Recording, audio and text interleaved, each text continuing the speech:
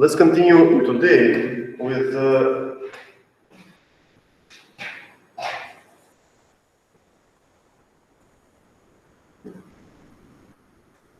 complex numbers. Okay, so complex numbers, they are, first of all, we denote them like the complex number space. We denote it with a capital C. This is how it looks like. And in fact, what it is an extension of the real numbers space, extension of R, which means that the real number space, it is a subset of the complex numbers. Okay? And any complex number Z, it is defined as X plus I, Y. So it is composed of two components. The first component is called the real component. The second component is the imaginary component. So here we can say that the real part of Z, this is equal to X, and imaginary part of Z, this is equal to Y. Okay, so this means that, so this I, this stands for the imaginary part, which is defined as the square root of -1. And this means that I squared is equal to -1. So this is a formal definition that we can mention at the very beginning regarding the complex numbers. So now the question is, why did we need these? So how did the need for these numbers arise? Why are they so important? An example here, we can look at polynomials of second order. Let's have a look at polynomials of second order in X. Something that looks like this: X squared plus 4X plus 4, this is equal to 0. So we want to determine, so this is a polynomial of second order, and we need two roots. We need to say x1 is equal to something, x2 is equal to some other value. Now this polynomial, this is equivalent to, this can be rewritten as x plus 2 all squared, this is equal to 0. So then this has a root at -2. Okay, so this is the graphical representation of this polynomial. Another polynomial can be the following. We can have here x squared minus 6x plus 8, this is equal to 0. So here we have another polynomial. This one, we can represent this as x minus 4 times x minus 2, this is equal to 0. Okay? Because we get x squared minus 6x plus 8, because 4 and minus 2, they get minus 8. And then it looks like here we are going to get a solution of x equal to 2, okay, and x equal to 4. So if we try to draw this polynomial here as a function of x and y, this is what we observe. Okay, so the roots are where whenever y is equal to or is equal to 0. So these are the roots, which are represented, or we can visually interpret them as they are at the intersection point of the parabola with the x-axis. So here we have the roots. Now we can find another example, which would be x squared minus 4x plus 5, okay? So here we have another example. And then if we try, we can simplify this a little bit, and we can write this on as x minus 2 all squared plus 1, this is equal to 0. So x minus 2 squared, this is a number which is always larger than 0, okay? Because we know any even negative numbers. So this is 0 and above, okay? So if this is larger than 0, plus 1, this means that this whole expression is larger than 1. Okay? So it means that this can never be equal to 0. Okay? So when we look at this expression, and still we are very rigid in our principles that the polynomial of second order should always have two roots. Okay? So we are always trying to find those. Okay? There is no we will not forgive anyone. We should find two roots. But now here for what values of x can we intersect the x-axis here? Okay, this is the good question, because as you said, larger than 0 plus 1, larger than 1, so this means that if we have here point 1, this graph here is going to be up here, okay? If we want to look how the complete parabola of this one looks like, this, if we look at the first part, so we can have y0, this can be written as x minus 2 all squared. Where is this? This at x equal to 2, we get this parabola, so it's going to intersect right here, and this is y equal to x minus 2 all squared. So regarding the other parabola, we have to lift this whole graph up to here, and then we get this. So this will be y is equal to x minus 2 squared plus 1. Okay, so then while trying to figure out a solution, we can also use the traditional formula, which is the following. So if we have a squared plus bx plus c equal to 0, the solution here, it can be expressed as x1, x2 is equal to minus b plus minus b squared minus 4ac divided by 2a. So this is always valid, no question about this one.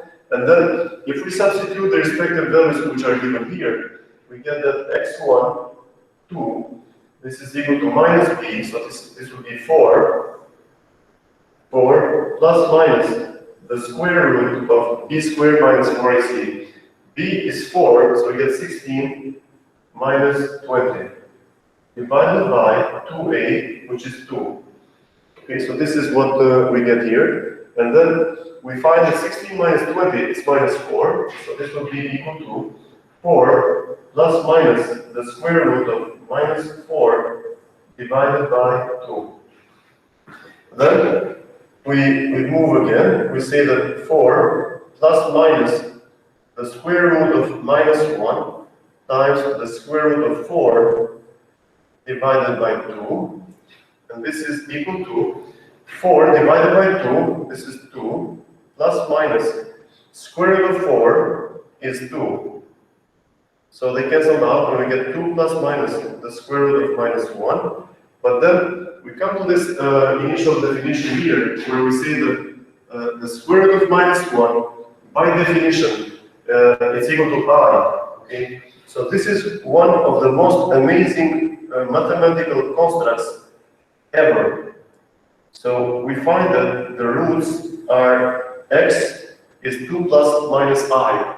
So now this is a good keyword, I believe. So the square root of minus 1 being I, this has no meaning. I mean, you can say it's stupid, it's unacceptable, but it is a mathematical construct, okay? And we accept it as it is. But this mathematical construct, it is very essential because it provides to us a mathematical tool to solve much difficult problems. The most important element, which is very useful when which we use it in mathematics, is, for example, the transform from one domain to another. And one of these domains is the Fourier domain, or we can take the Fourier transform, and this is made possible only if we have this square root of minus 1. Let me write this useful concept, which you are going to see for sure. So there is this Fourier transform. Now, the Fourier transform, it's a tool, or it's a process where one can represent the same data from the real domain to the complex domain. So this complex number, they are very useful. Now, it looks like we found two roots. So what is the first root? The first root of this polynomial, so here we have z1 is equal to 2 plus I. The second root is in fact, let's write this one. The second root is z2, which is equal to 2 minus I, because we see that we have two roots down there, and these two are the roots of this polynomial. Okay. Then let's define another complex number, Z3, which is equal to 1 minus y. Okay, so here we have these complex numbers, and then we have 3 of those again.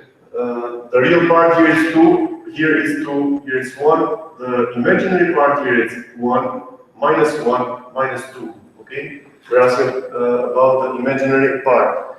Now, regarding so now that we know the definition of the complex numbers, let me take this away. This was clear to us, and now we need to. Now that we know what the complex numbers are, let's give a couple of, and let's define also the following. If z is equal to x plus iy, z complex conjugate would be equal to x minus iy. Minus iy. The second one, this is called, as written on the board, this is the complex conjugate. And the complex conjugate, we obtain it by just changing the sign of the imaginary part. Now, whenever we are dealing with numbers, we know that it is essential for us trying to find where these numbers are. Okay? So we want to find them along an axis. And to this axis, we always need to assign some reference frame, some zero level reference point starting with a 0. So this is traditionally the horizontal axis. We call this one as x, and here this would be the vertical axis, which we often denote this one as y. But now, when we deal with the complex numbers, we call this one as the real part of z. So we denote here the real part. Here we write down the imaginary part of z. So the numbers that we have written here on the board, we can, so this can be 1, 2, 3, 4. 1, 2, 3. 1, 2, 3. Minus 1, minus 2, minus 3. Minus 1, minus 2, minus 3. So Z1 is 2 plus I. 2 plus I is this number. This is Z1, okay? And this is represented. In fact, Z1 is just a point, it's here, okay? We don't need to draw the vector. But we can draw the vector because it can lead us into understanding how these complex numbers move in the complex plane, okay? So always, so far in this class, what have we said? We have said the following. Just a small parenthesis to also remind you about important concepts. So let's say that we used to have point P, okay? Point P, it was defined, let's say, in three-dimensional space as 1 minus 1, 2, okay? But this point P is with respect to the origin, right? We can have another point Q, which can be equal to 3, 7, minus 5, okay? This again, it's a point, it's a vector, which starts from the origin, and it is 3 times x plus 7 times y minus 5 times 5 minus 5 units along the z. But now, regarding the vector pq, this is equal to q minus p. Okay?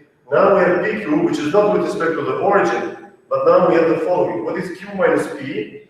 We have 3, 7 minus 5, 3, 7 minus 5 minus point p. It is 1 minus 1, 2, 1 minus 1, 2, and this is equal to 3 minus 1, 2, 8 minus 7, okay? So if we are to show this, I'm going to erase this one very soon, but let's assume that, let's look for a moment, and let's assume that point P is somewhere here, and point Q is here.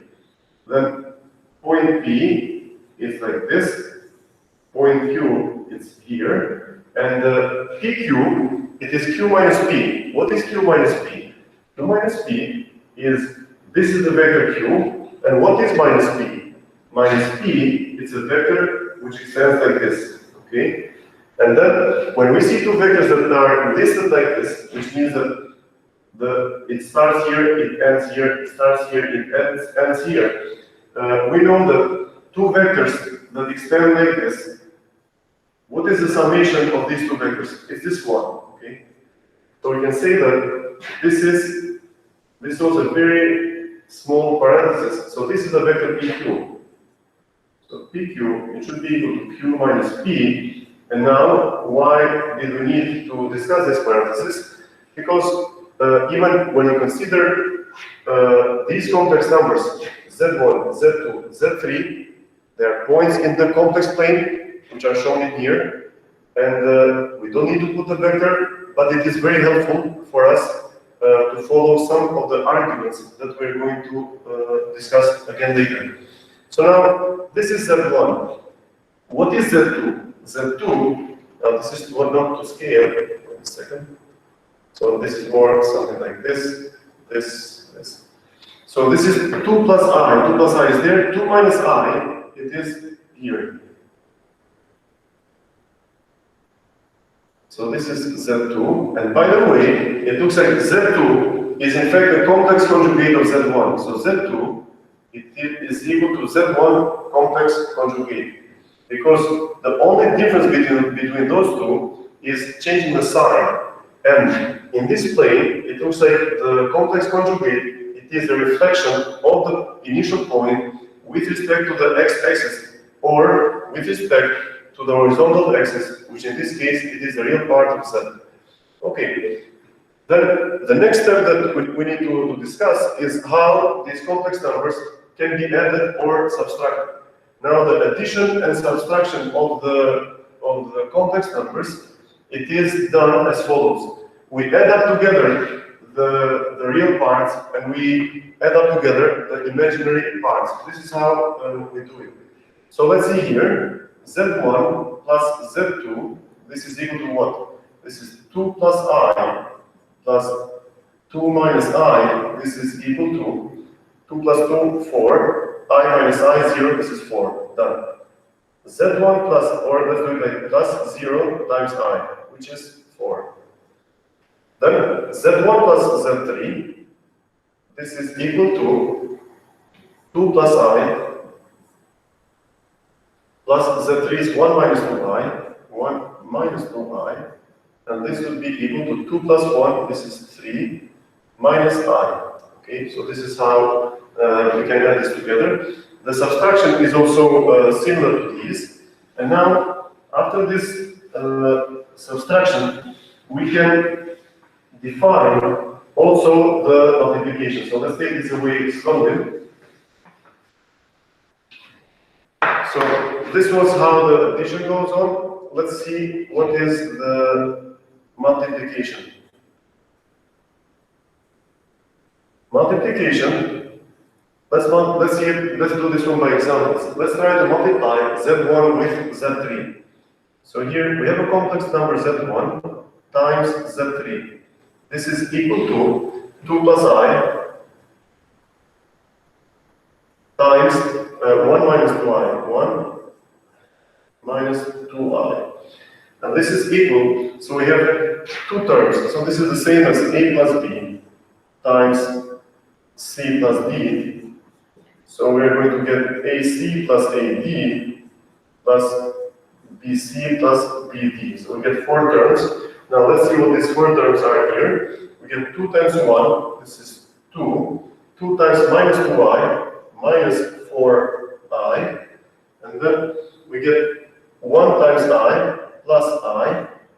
And we have I times minus 2I, we get minus 2I squared, okay? So this is what we obtain, and then we move ahead. We can see that this is equal to, this is 2, minus 4I plus I, this is minus 3I. So we have a non-zero imaginary part, and then here we get minus 2 times I squared is equal to minus 1. Okay, so then here we have 2 minus a non-zero imaginary part plus 2. So this is, as a result, this is 4 minus 3I. 4 minus 3I. So what we can do here is that we can write Z1 times Z3, this is 4 minus, what was it? Minus 3i. Now this one, this stayed here long enough. Let's take this away. And okay. So we did the multiplication. And now after let's try to show actually where is this. Let's show where is Z3. Z3 is 1 minus 2i. So the real part is 1. The imaginary part is minus 2i. So we're talking about a vector which is going to be somewhere here. So this is Z3. And then Z1 times Z3, it is 4 minus 3i. 1, 2, 3, 4. Minus 3i, 1, 2, 3. So it looks like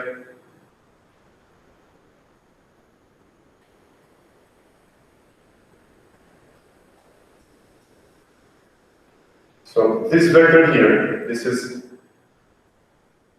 Z1 times Z3. So this is how we are finding where this is how we denote these respective vectors. Now, at this point, we can define the modulus and the argument. And the modulus of a complex number, in fact, we can write this one right here. So the modulus, we denote it like this, and this is equal to the square root of x squared plus y squared. So this is the modulus, okay? Then we can define also the argument of a complex number z, and this is equal. Actually, I need the space, so maybe it's best if I move this way. So modulus, it is something equivalent to some degree with the magnitude, which is, for example, any complex number z, which is x plus I y, this would be equal to x squared plus y squared. So let's calculate what is the modulus of z1. The modulus of z1 would be equal to the square root of 2 squared plus 1 squared. So what we get here, we get the square root of 5. Then we can look for what is the modulus of z2. Modulus of z2 is going to be equal to 2 squared plus minus 1 squared. Are we good so far? This is also equal to square root of 5. Modulus of z3, this is equal to 1 squared plus minus 2 squared. So here we get 1 squared plus minus 2 squared. So they are all square root of 5 apparently. Yes, they are. So this is the square root of 5. So in fact, if we try to write them here, so these are the complex numbers. The modulus, this is here, it is square root of 5. We should have used some other numbers, but okay. Now what is the modulus of 4 minus 3i? So what is the modulus of this point in the complex number plane?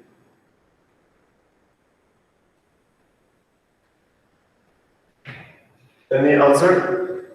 I think it is 5. That's true. It's going to be 5 because this is the modulus of z1 and z3. It is 4 minus 3i, 4 minus 3i, and this would be equal to the 4 squared plus minus 3 all squared. So this is 16 plus 9. This is square root of 25. Square root of 25, and this would be equal to 5. Okay. So here we get a 5. Then we have another important definition, which is the argument. And with the argument is defined. So argument is an angle, okay? And here this is defined as argument of z this is equal to the tangent inverse of y over x. Okay, where x and y, this is what they are.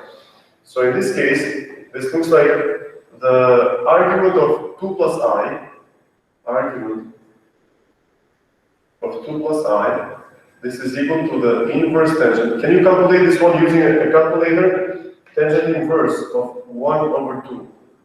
Which angle has a tangent? This is tangent inverse.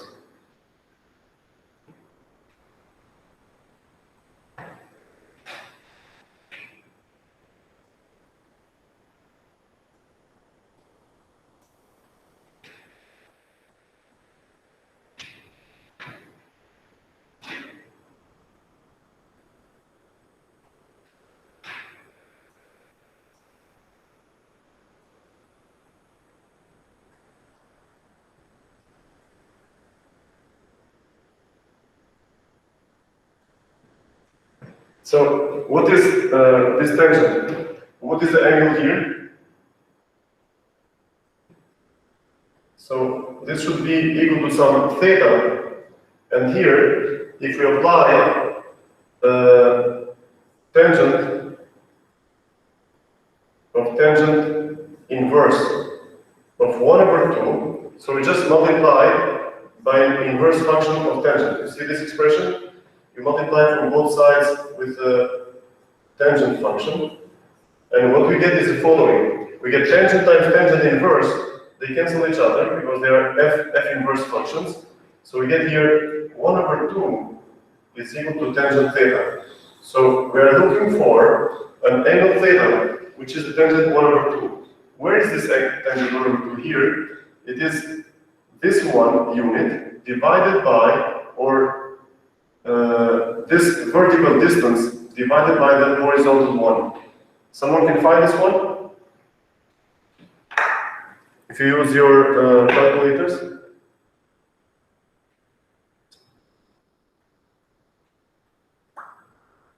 So here we have inverse tangent, second function.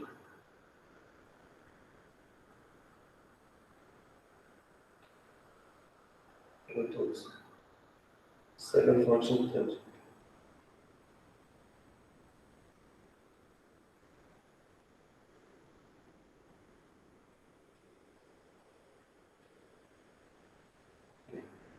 Our tangent of 1 divided by 2, 1 divided by 2. What do we get? 26.6.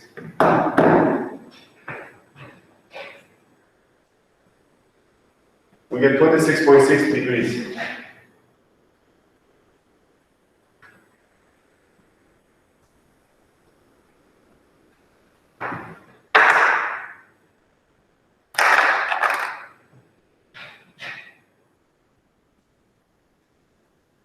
So this 26.6 degrees, this is the angle. Professor, sorry to interrupt. Can you adjust the camera a bit up because I can see the top part Yes. of the board. Mm-hmm.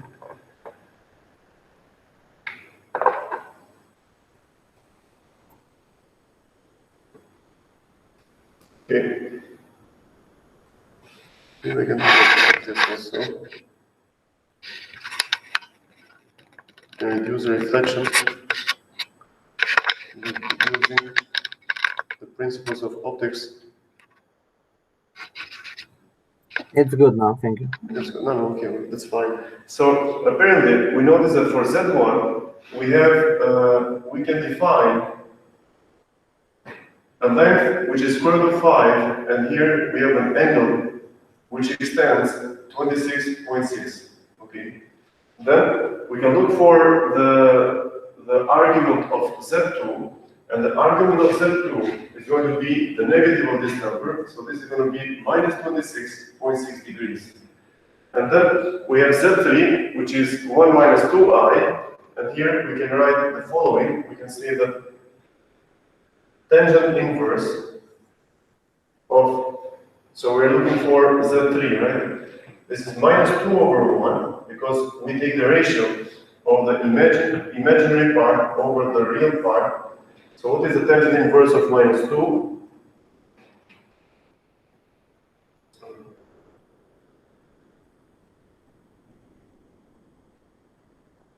So here tangent inverse of minus 2 is equal to minus 63.4. Minus 63.4.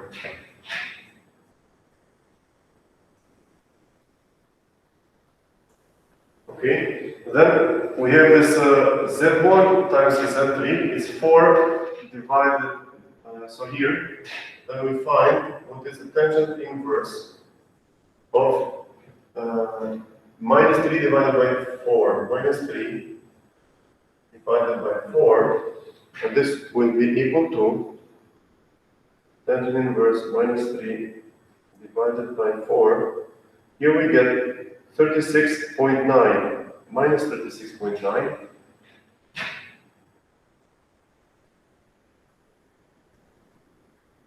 minus 36.9. Then we have also this Z5. Let's see what is the argument of Z5. Here we get tangent inverse of 3 divided by minus 1. 3 divided by minus 1.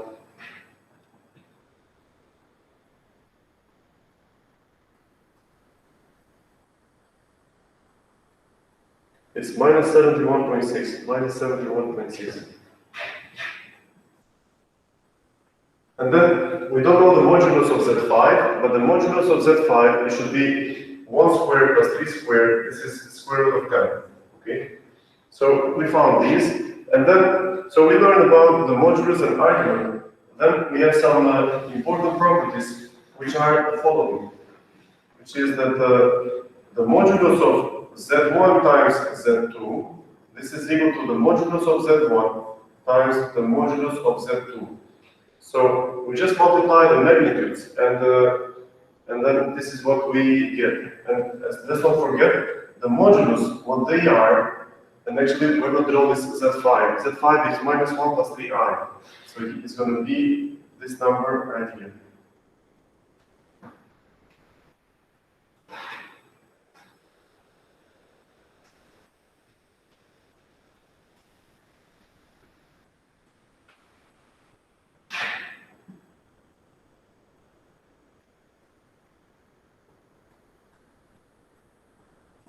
This is Z5.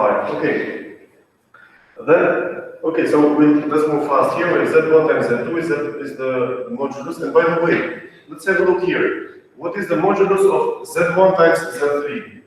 The modulus of Z1 times Z3, this should be equal to the modulus of Z1 times the modulus of Z3, right? So this would be square root of 5 times square root of 5. So we really get 5. So this is why this is 5, because we are multiplying in principle this and this, okay? And this is what we obtain. But we have also another relationship regarding the angles. We have the argument of Z1, Z2. This is equal to the argument of Z1 plus the argument of Z2. So this means that if we multiply Z1 with Z3, the angles, they will relate as, we have to add up this together, this number and this number.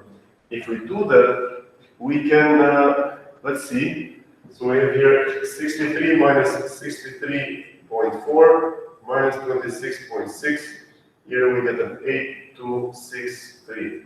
36.8, here we get 36.9, because I averaged this out because it's 36.8 and something, which we confirm that Z1 times Z3, it would be located at an angle which is equal to the addition of these two arguments, okay? So that means that if we know, so wait a second, so Z3, it is somewhere here, and this one, Z3, it extends by an angle of minus 63.4, minus 63.4. And then, so it looks like this is 26.6, this is minus 63. And then, if we multiply Z1 with Z3, from this angle, we just move backwards by an angle, by how much? So let's do it like this. From the origin, we go minus 63.4 and we move plus 26.6. 26.6. So from here, we get here, then from here, we move here. So this is the angle of Z1 times Z3. So if we show this one, this will be the angle Z, which is minus 36.9, or let's try this one, minus 37, approximately. Minus 37. Okay, so it looks like it's also a way trying to determine where these points are on the complex plane as we showed here. Now, since we're discussing about the modulus and the argument, why don't we try this? What is, so let's take this away. Professor, I have one question. Say it again? I have a question. Sure, yeah. Okay, so first, when we found the roots, imaginary roots of that equation, second grade equation, we found these two imaginary roots, so Z1 and Z2. My question is, can we show this parabola on the imaginary frame? Can we draw this parabola? Yes. Is there a way so we can show it in the imaginary frame? Let me think. You want to draw the parabola here. This is an excellent question. This is a very, very beautiful question. And regarding this, there is one of the best videos ever made on YouTube, which I can share it with you because I like it a lot. Visualization, I hope I can find it. Complex numbers. Okay, I found it, and I'm going to share. The function f of x is equal to x squared plus. So it is worth stopping the lecture because they've done it nice. Now, let's say we want to figure out where the equation. So you see, you asked this question, which was a good one, and these guys have really done the best work ever done on YouTube. So they are trying to see this parabola that you asked, okay? So it's 1 unit above the 0. So this is what... Wait a second. Oh. I could not find it. How is it possible? Maybe it's not this one. Oh, here we go. Yeah, okay. You see? Now here you can see magic. Do you see it? So, the way that they present, I could not have done with this quality, of course, on the whiteboard. That's why we're sharing here. Can you see the monitor? Yes. Okay. So apparently, this red line, this is the projection on the real number, domain. Okay. But then apparently, they try to tell us that the complex numbers are an extension of the real number domain. So then these complex roots, which are 2 of those, you can find them because you can see the bottom, the red line, it is away from the 0. But we want the roots to be right at the 0, but this is made possible by extending from one spectrum of colors, from the red color, which is 632 nanometers. It shifts midway through the optical visible spectrum into the blue. And when it is shifting from the red into the blue, you are lucky enough to have an intersection of these 2 roots with this grid, okay? So if you try to draw it, this is the best thing that I believe that has ever been done. Try to visualize this one. But this is, so we like, okay, so here you can see where this function is equal to 0. Do you like this drawing? Yes or no? Yes, it's interesting. So here we have your roots, okay? But now look, the red line, the real number domain, the lowest part, it never gets equal to 0. It's 1 here. So this is equal to 1, where my mouse is. But then the complex number domain, once it is extended, this is where you're going to find, so the projection of this point where the mouse is and this point, that one is equal to 0. So it can be projected on this 0 line over there. Okay. Professor, I have a question. Sure. So can we say that if you want to, for example, graph the complex part as well by Yes. extending the traditional graph, Yes. does that mean you're simply adding one more dimension? Because judging this visually, that's what it seems like. Now, let me say also this one. You don't have to push too hard to draw this, okay? You are right. You are saying that you have a real domain, and then you add another axis, which in principle, this is what we are doing, okay? So I believe the real numbers, they're right here. The imaginary part, we are adding it in a direction which is orthogonal with respect to the real part, okay? I believe you can say that, but I don't think it's always very easy trying to plot parabolas, and we want to see the root to be projected onto the 0, right? The same question that, or a question which is similar to your friends before. But so the parabola is curved some way, so we can intersect with the 0, with the y equal to 0. yes, you can say so, but come on, it's complex plane. It's a mathematical construct. We cannot we cannot draw it. But I believe this Yes, of course. this video, it was really, and I had to interrupt my explanation here for the sake of the beauty of the video. Any other question? Okay, so let's continue. We are moving here. We are saying that we have Z1, Z2. Z2 is the complex conjugate of Z1, and I thank you for your questions. Please do interrupt me because it becomes boring after one point with no questions. So here we have Z1, Z2, etc. So let's try to identify what is IZ1, and here I need your input a lot. So what is I times Z1? Can you help me here? So I multiply I with this Z1 here. So you have 2I, right? And then what? Minus 1. Minus 1, that's correct. So what is the modulus?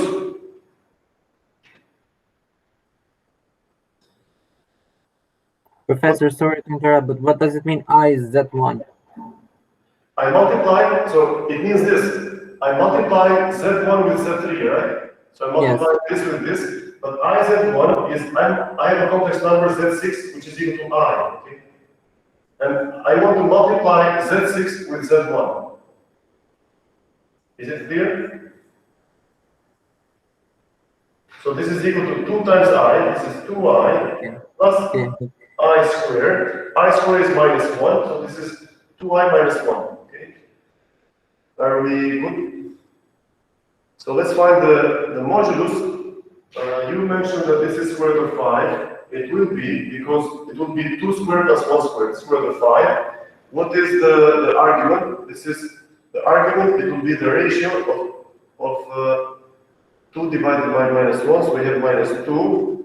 This is an angle of, wait a second, so this is, I cannot think about this one, so this is going to be 2 divided by minus 1, so this is minus 63.4. Minus 63.4.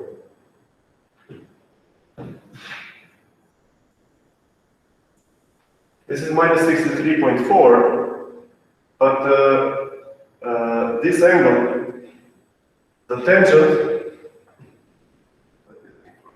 yeah. Now let's think about what is I squared times Z1. I squared times Z1, it will be simply this times I. So we get here minus 2 minus I, right? So this will be the same, and so on. We can find the argument, and then if we multiply again I cubed times Z1, here we have I cubed times Z1. What is I cubed times Z1? It is this number times I. minus 2 minus I times I, this is equal to minus 2I minus I squared.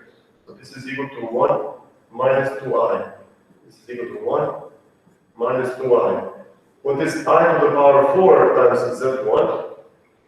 We multiply this number by I, so we get here 2 plus I. Okay? So now, if you look at this I to the power 4 times Z1, this is 2 plus I. So this is initially where we were. Okay? So it looks like, let me write this here, this is equal to Z1. Why is this? It's also because of I squared, it's equal to minus 1. If we take the square again, this is equal to 1, because minus 1 squared is 1. But let's try to draw where these vectors are. So Z1 is right here. I times Z1, it is 2I minus 1. So it is minus 1 here, plus 2I.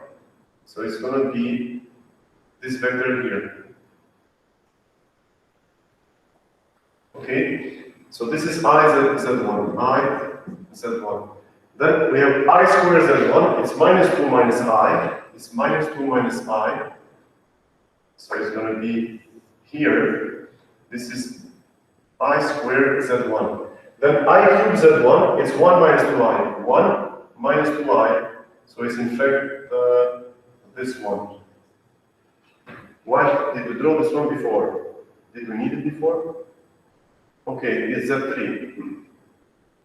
Okay. Yeah. So then this is, if you look at these four vectors, we can ask, what is the angle between these vectors? In fact, here we have quite a few of vectors. It might be a little difficult, but the rotation each time, you can, this is 90 degree. Okay, so the multiplication of a complex number Z1 by I, what it is doing on the complex number plane is that it is rotating everything by an angle of 90 degrees. Okay. Yeah. Now, and meanwhile, I want you to check your notes and try to find a matrix which was A, I believe, which was rotating. We had something like this: A cubed was equal to I. I think you remember this, right? We had a 2 by 2 matrix, which we raised this one to the power cube, and we noticed that we were rotating the vectors in the over 360 degree. Do you remember this? I don't remember the numbers. You even did the homework regarding this, and you submitted it to me? I remember the thing, but do you need the numbers, Professor? The exact numbers that we use? Yes, please, because I don't remember the numbers. Let me see if I can find them. Okay. And anyone else in the class, please, if you find them, that would be helpful. So, okay, so we are looking at these multiplications, and it looks like we are obtaining a rotation. Okay. And now let's see also. Now, what should we do next? Next, we can. Professor. Yes. The numbers are 0, 1. Yes. The 1 is written below, like on the second row. And minus 1, minus 1. A 2 by 2 matrix. Minus 1, right? Yeah, that's okay. Okay. So let's keep this one for a moment. Then immediately we want to talk about the polar representation. Polar representation. Now, polar representation. So let's say we are dealing with complex numbers. You asked me a very beautiful question. You said, how can you draw the parabola on a complex plane? We said that it was a little difficult, but using some beautiful tricks you can do it. And now, so it looks like it is very essential for us to plot a point in the plane, okay, or to find where it is. And in fact, we can do this one using two different techniques. One of them is providing a value x and y. Okay, how do we do it? We write the following: z is equal to x plus I, y. At the same time, we can represent a single point by giving a radius r and an angle theta. But to do this, we represent this as follows. This is equal to z is equal to r e to the power I theta. Okay. So now the Cartesian coordinate like representation is this and this. The polar representation is going to be this one. So we need to determine a radius and an angle theta. To do this, we can make use of this important identity, which is the Euler identity. The Euler identity, it states that e to the power I theta is equal to cosine theta plus I sine theta. So this is a very important fundamental identity, which you have to memorize it, do whatever you want, but you have to, you're going to use it a lot. So this is the Euler identity, and then what can be done is that we can multiply both sides by r times e to the power I theta, and this would be equal by another r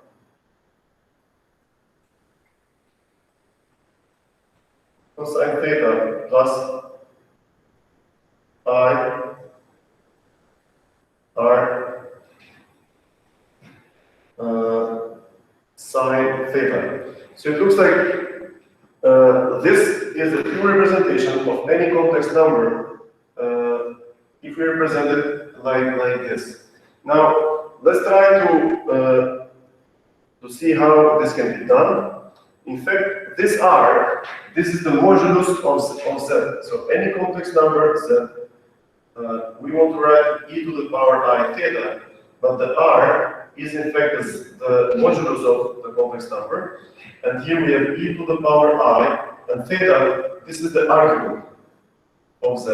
Okay. So then this means that we can easily denote that z1 is at the same time equal to, this is equal to square root of 5 times e to the power I times angle 27. It's 26 points, so let's write here e I theta. Okay? Then this other vector z2 would be equal to square root of 5 e to the power I minus 27. So let's see what we have here. Z5, this is also equal. This is square root of 10 e to the power I minus 72. Approximately minus 72. So these are the, and by the, so we can continue like this. This is square root of 5 e to the power I minus 63.4. Now, as we are discussing this polar representation, I want to see very fast the following examples. So let's take this away. This was not very fundamental, but let's see for a moment these expressions.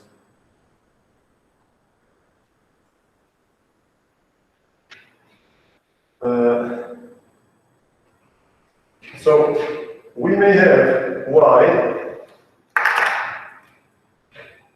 Let's assume we have here the number I. What is the number I in polar representation? Any idea? What is the modulus?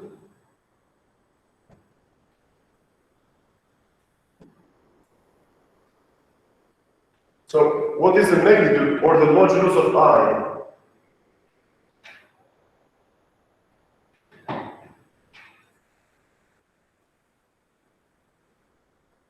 So this would be equal to the square root of 1 squared. So this will be 1, okay? So we have 1 times e to the power I times, what is the angle of I with respect to the x-axis?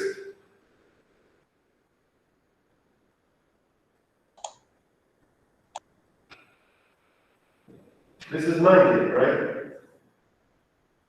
So this is 90. So again, let's ask another question. What is minus 1?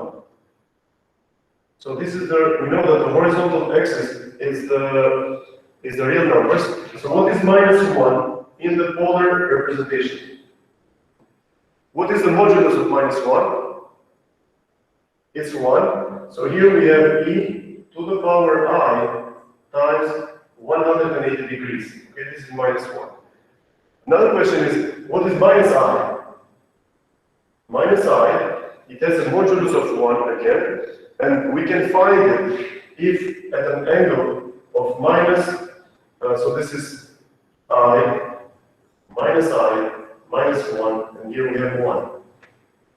So -I, it is equal to e to the power I minus 90. Are we good so far? Yeah. So, and also we can ask about this question. So let's assume we draw the angle 30. Or at an angle of 30, we have a distance of 7. So let's assume that this distance is 7. So what is this point then? This point or this complex number z would be equal to the modulus, which is 7 times e to the power I times 30. Okay. So this is how we can represent any point in a complex number plane using the polar representation. Okay. And then, and it looks also, we can also, now that we know the polar representation, it is much easier for us to think about problems like these. So let me take, okay. Professor, sorry, when you say there's 7 I to the power of until 30 degrees, when you say 7, is about to respect to... No, it's a vector of this vector, adjacency vectorial. Okay. Okay. The projection is going to be different. It's going to be 7 times cosine 30. But now that we have the polar representation, it is much easier to do the multiplication like this. Because let's have a look here. This is z1 times z3. We multiply these two together. But it would be much simpler if we multiply them in polar representation. Let's assume for a moment, let's look at this example. Let's assume we have z1, this is equal to 3 over 2 times e to the power 15 degrees. We have also the I, sorry. And then we have another complex number, which is equal to 2 times e to the power I 45. Okay? So here we have these two complex numbers. And then what we can do is that we can, let's find what is z1 times z2. z1 times z2. What is it?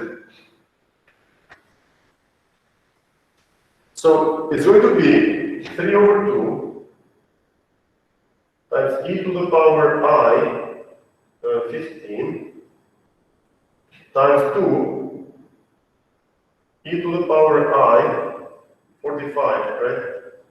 And this would be equal to 3 over 2 times 2 is equal to what? 3 e to the power of I 60. That's correct. Okay, we found it. What about z1 divided by z2?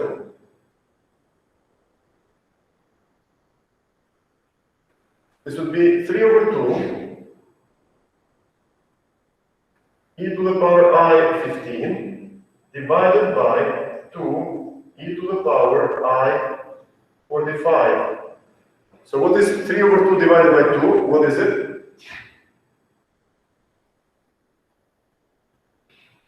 It's 3 over 4 times e to the power I 15 minus 45, okay? Which is then equal to 3 over 4 e to the power I minus 30. So we have also, let me put the I here. So this is the multiplication of these numbers. Now let me take this away. This stayed here long enough. And let's try to represent this multiplication on this graph. Okay.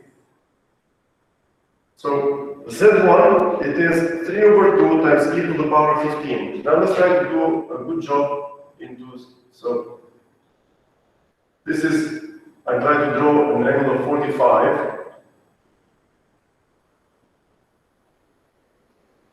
So this is 45. This is 15. Okay. This is 15. Then let's do here. This is 1, 2, 3. And let's see Z1. Where is Z1? Z1, we can draw a circle with a radius of 1.5. 1.5. So this is 1. This is 1. Oh, sorry, it's not 1. This is here, here, here, here, and here. So these are ones, but now we have a radius of 1.5, which will be cutting in here.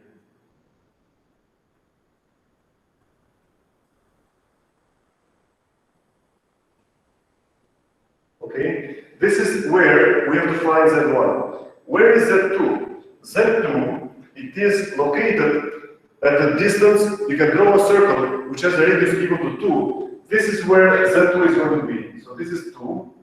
Can you see on the board the red color? A drugie dziurę pójdzie teraz? 1, 2, 3. Professor, I have a question. Yes. What are we doing all of this for? Like, why are we learning all these formalities for complex numbers? Are they going to be needed in something else? A lot. I mean, you are in electronics engineering. You are the primary individuals that need the complex numbers a lot. You're going to need them in whenever you do the wave propagation. You're going to study how you have one of the most beautiful elements, which has a very beautiful mathematical apparatus, which has complex numbers all over them. Okay. At the same time, in second year, first semester, we're going to take signal and systems, and in signal and systems, you need these. But regarding the linear algebra, we will come to a direct equivalence of the complex numbers and the rotations which are enabled by the complex numbers when we come back to this example here, to this matrix. So bear with me a couple of minutes. So they are very useful, but after this example, we will immediately come to this matrix that we have worked before. Okay, Joe? Okay, thank you. Can you help me here? So where is Z1? Can you help me identify where is Z1 in this graph? Z1 is 1.5 or 3 over 2 times e to the power 15. So this is 1, this is 2. We draw a circle with a radius of 1.5, okay? And Z1 should be in any point here, but where exactly?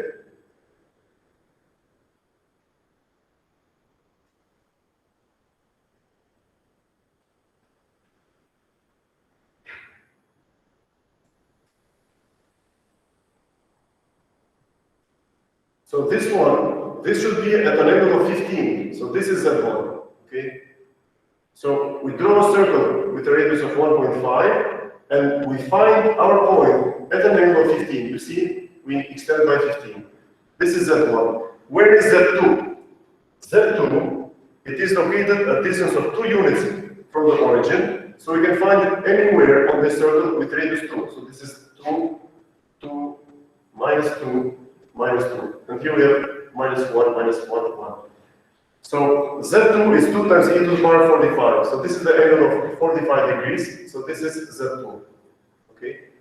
And then what is Z1 times Z2? If we multiply these two together, we get that we have to draw another circle with a radius of 3.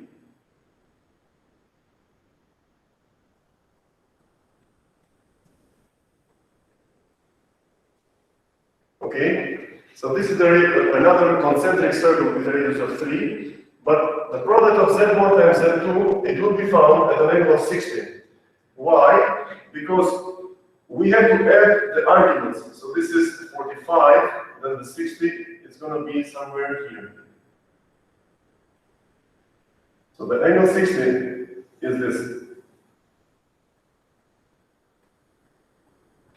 So Z3 is going to be found right here.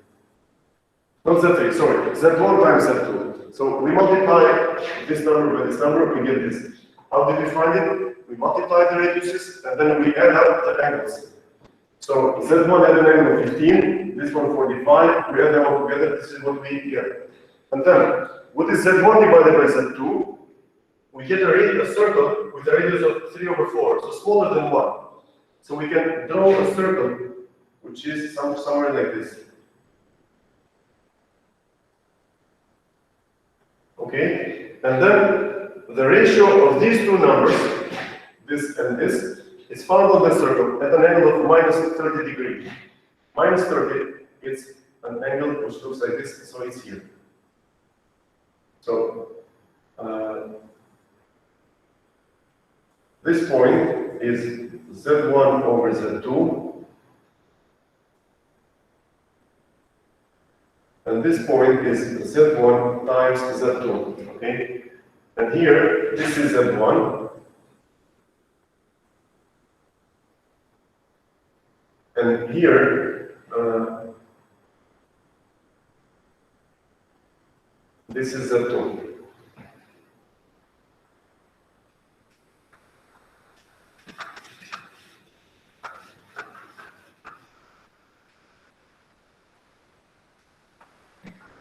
Is it clear? Any question regarding this?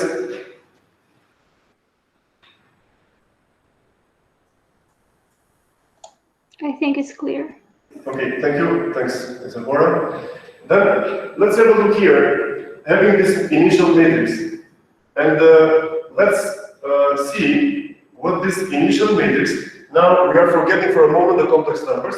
Let's see what we obtain if we have an initial vector which is 2, 1 as x0. 2, 1 as a vector is this vector right here. So let's denote this one x0. What is a times x0? A times x0 is equal to what? Let's see what we obtain. This is 0 minus 1, 2. This is minus 1, 2, 1. Okay? This is what we get. Minus 1, 1. It is minus 1, 1. Minus 1 is here. Is this correct? I believe it is. Minus 1, 1. Okay. And then let's multiply by matrix A 0, 1, minus 1, minus 1 times minus 1, 1. This is equal to, who can help me here? This is minus 1, and here we get minus 2, right? Minus 1, minus 1, minus 2. So this is minus 1, minus 2, 1, 2.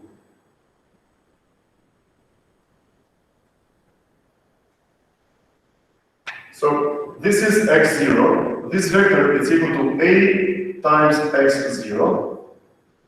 This point here, or this vector, it is a squared times x0.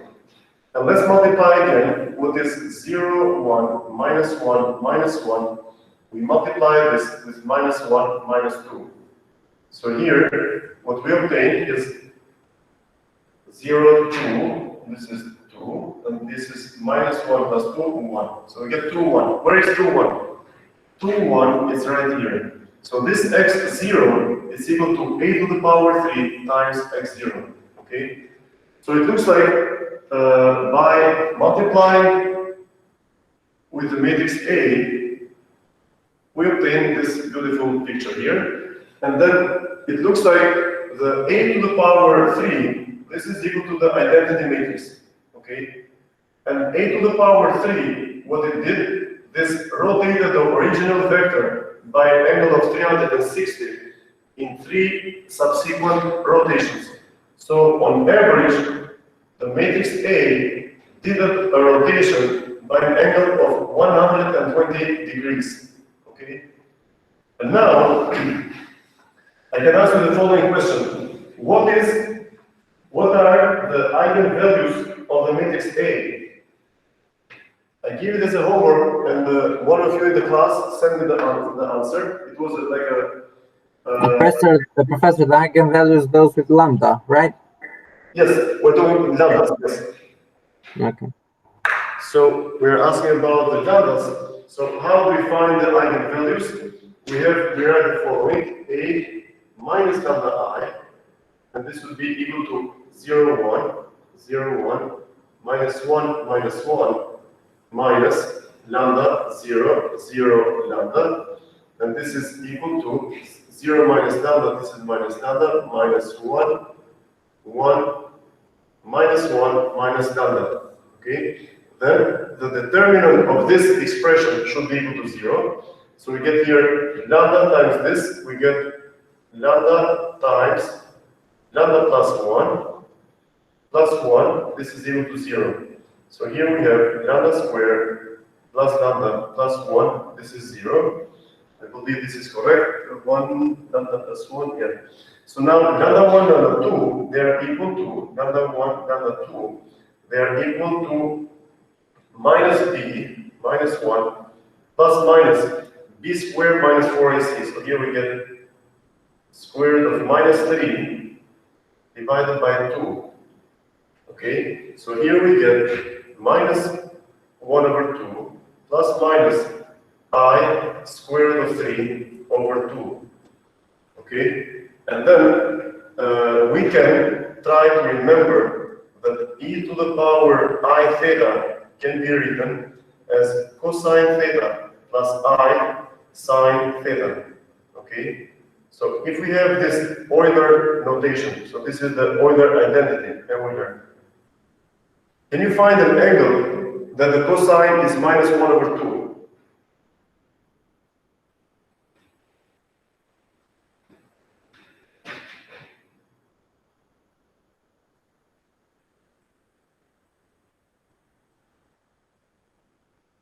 So, which angle has a cosine minus 1 over 2? So this means that minus 1 over 2 is this one. So you get, with respect to here, you get an angle of 30. Okay? Which means that this lambda 1, if we read it from here, this would be equal to cosine of 120 degrees plus I times, and we have here, which angle has a sine of square root of 3 over 2. So this is lambda 1, and lambda 2, I'm just substituting these lambdas that are here, we're just reporting that this minus 1 over 2 is in fact the cosine, okay? And this is cosine 120. So this is cosine 120 degrees minus I times 120 degrees. So in principle, it looks like that lambda I is equal to e to the power I 120, and this is equal to e to the power I minus 120. Professor, I have a question. Yes. How did you go to I times 120? Shouldn't that be I times sine 120? Because this was the way, the lambda, right? The eigenvalue, this is it. So we solve this polynomial in second order in lambda, which is from here. Do you agree that this is correct? Yes, I followed up until there, but how did you get I times 120? Oh, because of this relationship.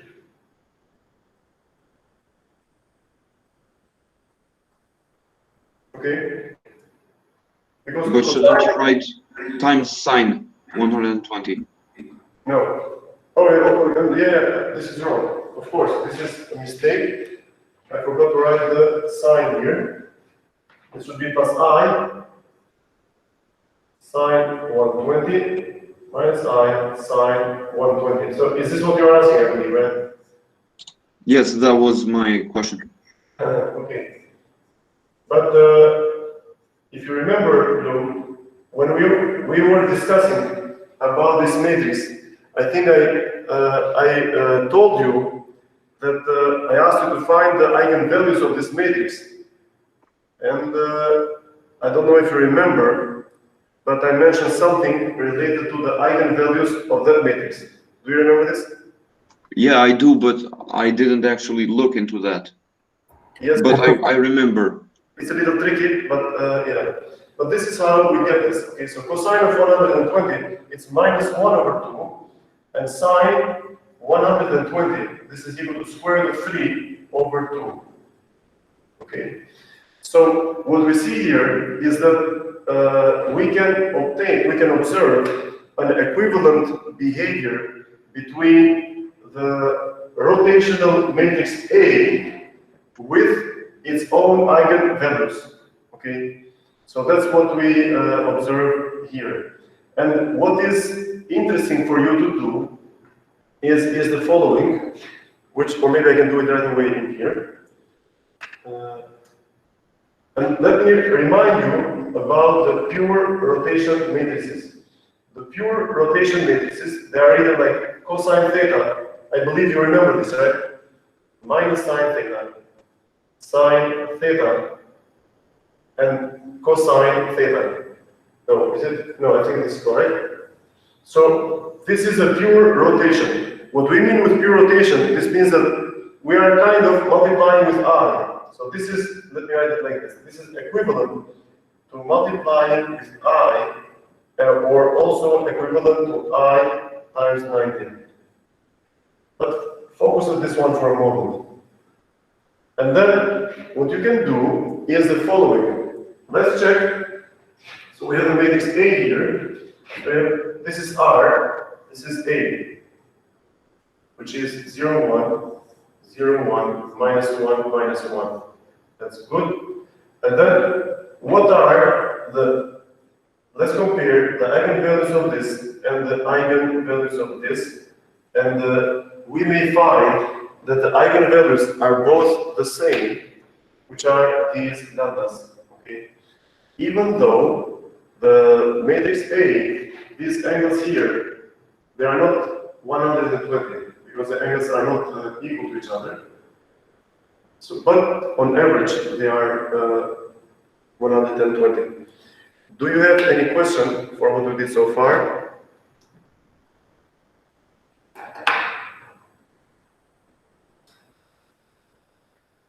Okay, what I can Professor, I have only one question. Short question.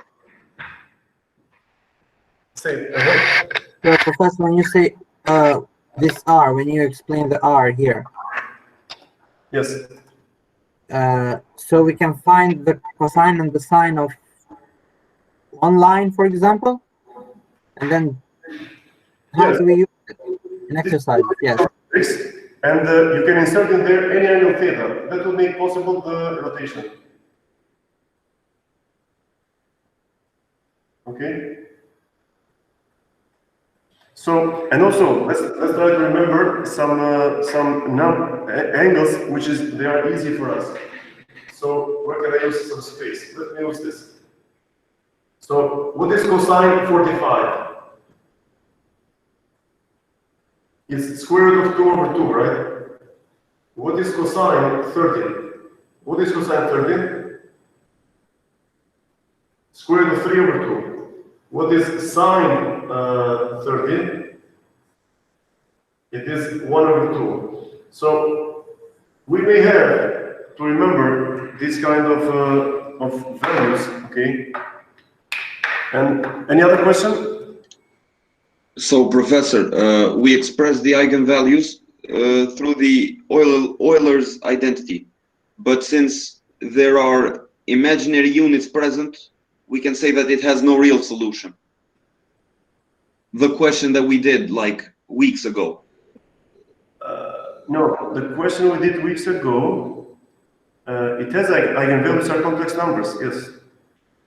We don't say that. The eigenvalues are complex numbers. They don't really exist, but we can't diagonalize the matrix. Regarding, okay, let me think for a moment. Yeah, this is a very beautiful question. So you are saying that you are coming to the most fundamental question, whether the matrix is diagonalizable or not.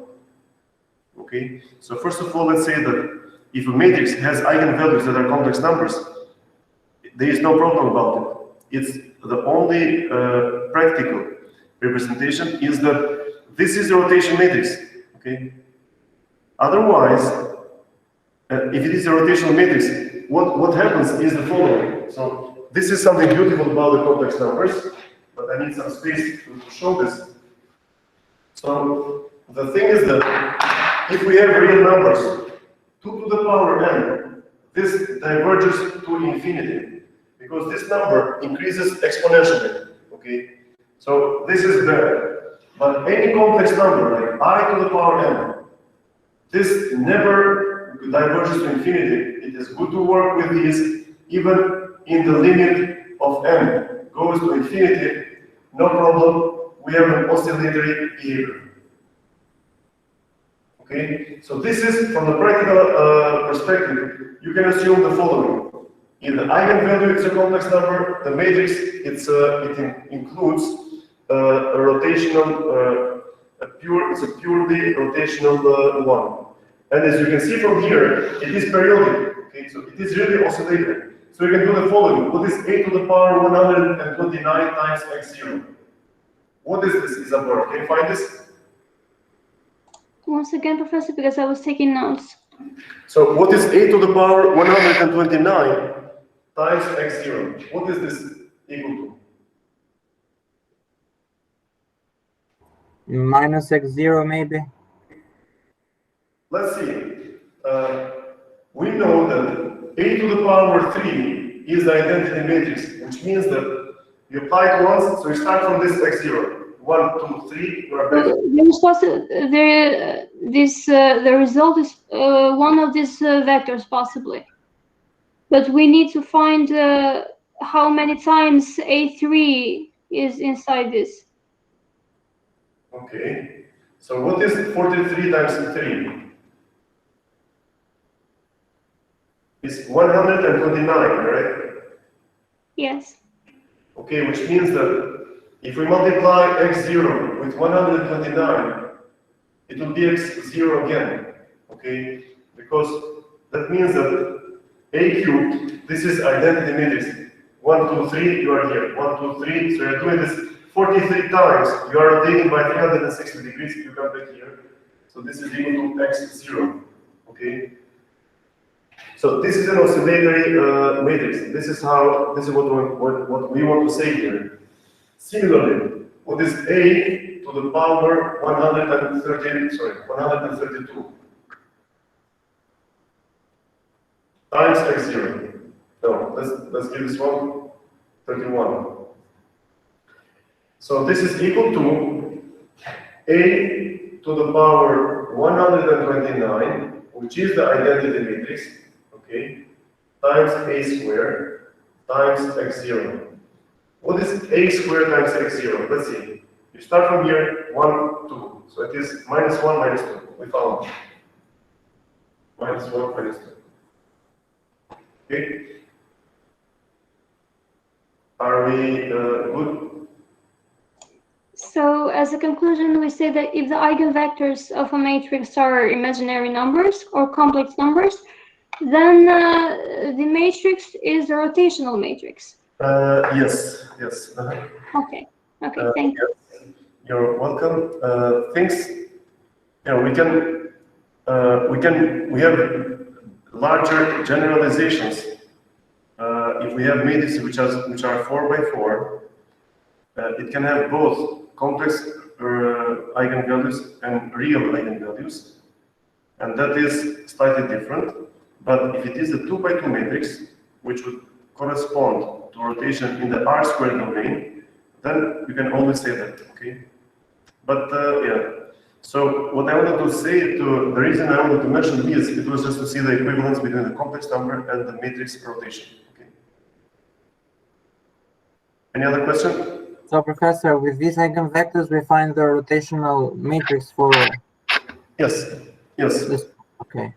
But does it stand for all matrices in general, or just in this case? Which one does it stand always in general? Well, for example, if we do this, and we express this to the, how can I say, to the Euler identity, every matrix in the. So we can find every rotational. So We can find every rotational matrix if we express it in Euler identity with this case. Let me say it this way. Or is this valuable only for imaginary numbers? This is valid only for imaginary numbers. Yes. Okay. Yeah, this is a good. You concluded it well. So rotations or pure rotations, they happen only when you have imaginary numbers. Because of this. Okay. But shall we close this session and we'll continue with? Do you have any other question? Any direct question? Till now, I guess not. Okay, then we can give it a break. Thanks, Christy, for